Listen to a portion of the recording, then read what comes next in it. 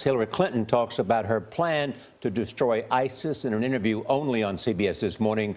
Her strategy includes special forces, airstrikes, and a no-fly zone in Syria. We spoke with the presidential candidate at the Hay Adams across from the White House. Our conversation began with the debate over sending combat troops to the Middle East.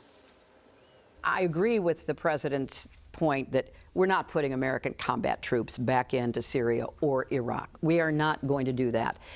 Under no circumstances would you not do that? Well, at this point, I cannot conceive of any circumstances where I would agree to do that. We don't know yet how many special forces might be needed, how many trainers and surveillance and enablers might be needed. But in terms of thousands of combat troops, like some on the Republican side are recommending, I think that should be a non-starter. And it should be a non-starter both because I don't think it's the smartest way to go after ISIS. I think it gives ISIS a new recruitment tool if we get back in the fight. Tell me how serious the threat of ISIS is, and at what level do we decide we'll do anything we have to do to stop them?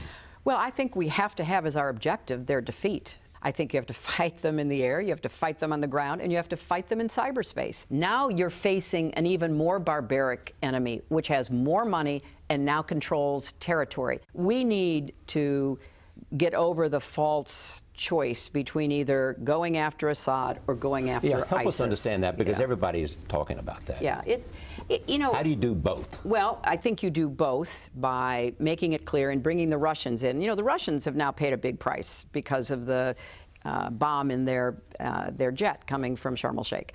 So they've lost people to ISIS, right?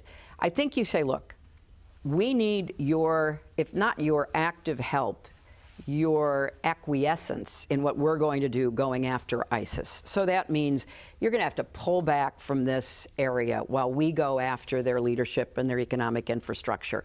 But if you want to be part of that, we would welcome you. And you have a dog in this hunt now because you're worried about what's happening in the Caucasus. You're worried about ISIS spreading its ideology. Right now, we're not going to see a military defeat of Assad. That's not going to happen. It might have been possible a few years ago. It's not going to happen now. If there's a no-fly zone, which you're advocating, and the Russians invade that no-fly zone, would President Clinton say, shoot it down, if you give it warning? Charlie, that would not happen, because we're going to put up a no-fly zone where the Russians are clearly kept informed. I want them at the table. They don't have to participate in it, but I want them to understand that there has to be safe areas on the ground. Is there some lesson we need to learn, and it may be applicable to Syria? Don't get rid of a strongman until you have somebody that can come in there, because you do not want chaos, and you do not want the kind of circumstance in Libya, because what you have in Libya now is an increasing force of ISIS. It's a totally fair question. Gaddafi had American blood on his hands.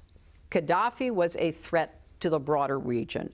Our European and Arab friends certainly saw him as that. And as you say, he was promising to track down his own people and kill them like cockroaches. I think one of the ways we need to approach this is continue the discussions about national unity, but as a precondition, say, we need to join together right now before they get a stronghold and work to eliminate ISIS in Sirte.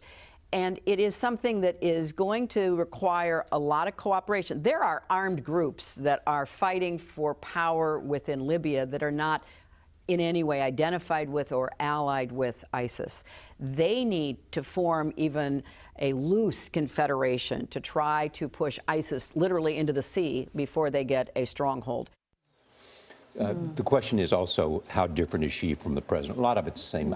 She clearly says she wants to intensify what we're doing, more special forces. But there was no strong distinction other than no-fly zone. The thing that she kept emphasizing in every conversation, whether it was climate or whether it was the Middle East, whether it was China, is leadership, leadership, leadership.